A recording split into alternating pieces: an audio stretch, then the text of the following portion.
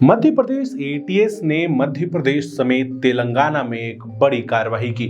Madhya Pradesh ATS की यह कार्रवाई लगातार चर्चाओं में है, लेकिन इन सब चर्चाओं के बीच एक नाम जो चर्चाओं में नहीं आ पा रहा, ये नाम है मोहम्मद सलीम उर्फ सौरभ राज वैद। इस व्यक्ति की गिरफ्तारी तो तेलंगाना से हुई है, लेकिन ये मूल रूप से मध्य प्रदेश के बैरसिया का रहने वाला है।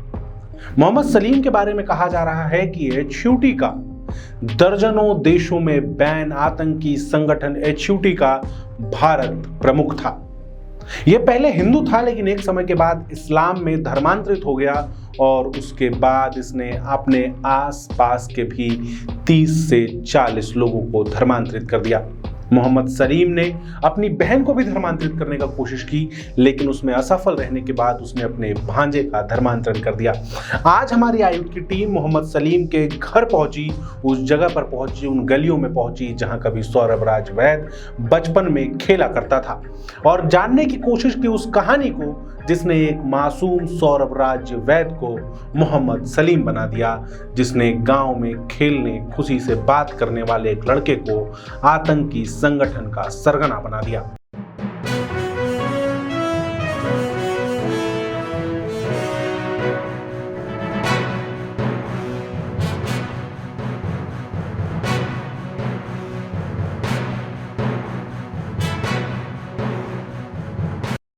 एचयूटी के कथित सरगना मोहम्मद सलीम उर्फ सौरभ राज वैद के पिताजी के पास इस वक्त आयुक्त की टीम मौजूद है। हम उनसे जानेंगे कि उनका इस पूरे विषय पर क्या पक्ष है और सौरभ से उनकी कब कब चर्चा होती थी और क्या बातचीत होती थी।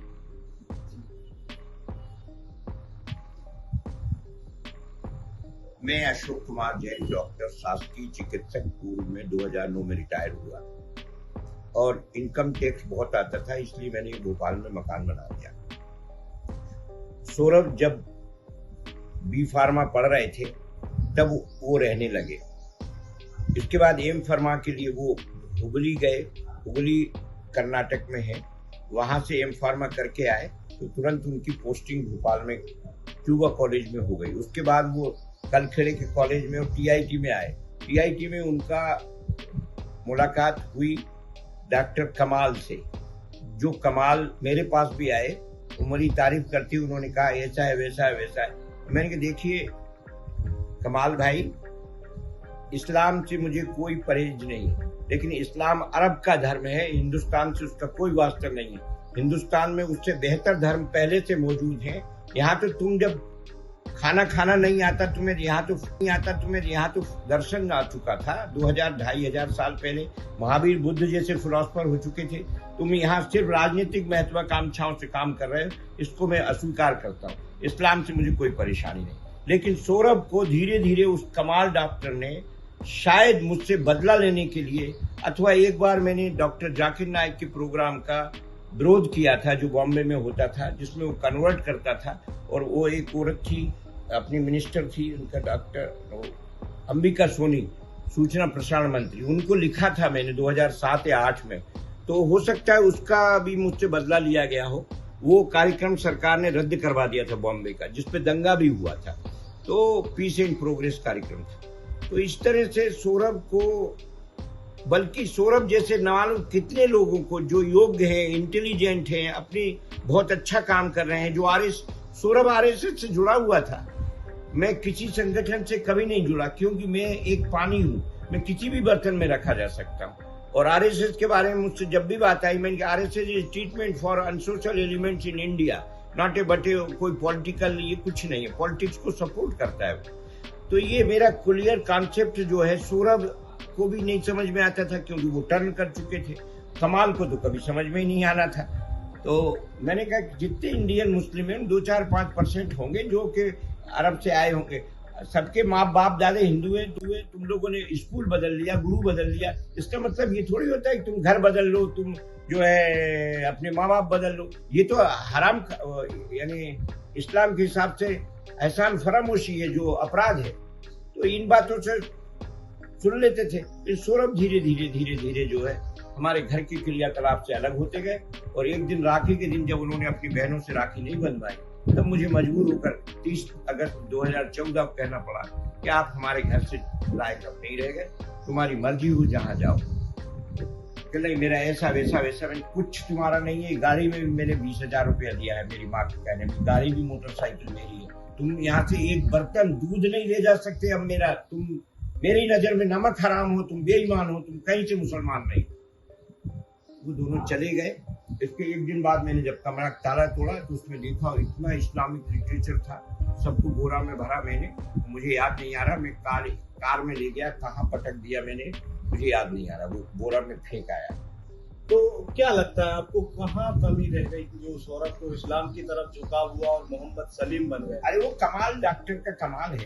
कहते ना, साथ रहते रहते आप दोनों जो है एक दूसरे के इतने टच में आ जाओ। लेकिन मुझे इस्लाम से उतनी परेशान नहीं, जितनी परेशानी इस बात से है कि इस्लाम आउट ऑफ डेट है, काम में नहीं आता। आज इस्लाम प्रेम की बात करता है तो हमारे सनातन धर्म में प्रेम के कहाँ खिलाफ है? नमाज एक प्रोसेस है ईश्वर की, हमारे यहाँ तो ढेर प्रोसेस है। उसकी सौरभ की जो पत्नी, आपकी जो बहू है, उन्होंने भी इस्लाम का इनको मुझे ऐसा लगता है किसी उत्सव में बुलाकर धोखे से इनको इस्लाम का कलमा पढ़वा लिया। एक ब्राह्मण लड़का था, साथ गया था, उसने कहा मैं तो बच के आ गया क्योंकि मैंने कहा कि मैं शराब पीता हूँ, शराब छोड़ूंगा जब मुसलमान बन जाऊंगा। उन दोनों को एकदम हाथ फूल डाल दिए, सब उत्सव मना दिया। और उसके बाद ये दोनों शायद मुंबई गए, जाकिर नायक क्या वहां से नामकरण करवा कर वो क्या गए, तब मुझे पता लगा। तब तक 3-4 साल हुए। और ये जो कहा जाता है कि जब वो आपसे मिलने कभी सौरभ और उसकी पत्नी और वो बच्चे आते थे तो उस समय क्या स्थिति रहती थी? उस समय भी कोई लोग इनके साथ रहते थे? नहीं, जब पत्नी आती थी तब कोई नहीं रहता था, ये अकेला आता था, तब कुछ लोग रहते थे। क्योंकि हमारे यहाँ मैंने कह दिया था कि सौरभ की गुंजाइश सलीम की नहीं। सौरभ से आपकी आखिरी बार बातचीत क्या हुई थी सलीम से, और उसके बाद क्या मतलब बातचीत हुई थी? वो भी खराब बात हुई थी, अगस्त में हुई थी इसी साल, जब वो आया था राखी के टाइम। तो उस रक्षाबंधन पर उसने नहीं आया, उससे पहले आया, तब अच्छी बात हुई। दूसरे दिन आया तो वो कुछ खाने पीने का सामान लाया, सब बच्चों ने लगा, उसकी हमने वीडियो बनाई थी। लेकिन उस दिन मैंने जाते जाते कहा कि यार मोदी जी ने वो एक स्टेशन बनाई है हबीबगंज के, वो क्या नाम, रानी कमलापति, बहुत खूबसूरत है, देख जाना। तो उसने वो खूबसूरती की बात एकदम जान दो, कहले नाम क्यों बदला? मैं जिसकी सरकारें आती है सब अपने हिसाब से नाम बदलती हूँ। फिर वो कमलापत का तो इतिहास से रिश्ता है, हबीबुल्ला का क्या है? आगे मैंने बोल दिया ये भी कि वो तो आगे भी पॉलिसी चलेगी। इलाहाबाद का बदला है, बेगूसराय का, मुगल सराय का बदला है, अब औरंगाबाद का बदला जाएगा, सारदार आंगरी नगर होगा। और सौरभ भविष्य में जो है, सौरभ ही कहते थे हम, सौरभ भविष्य में जो है हैदराबाद का नाम भी लक्ष्मीबाई नगर होना है। तो वो चिढ़ गया और मुझसे कहा तुम मक्कार हो, मक्कारी करते हो, तुम मुझसे कहते हो कि धर्म की बात नहीं करेंगे। इसमें धर्म क्या है? तो यहाँ से फिर मैंने कहा तुम्हें भी दुख होता है, मुझे भी दुख होता है, तुम मेरे घर मत आए।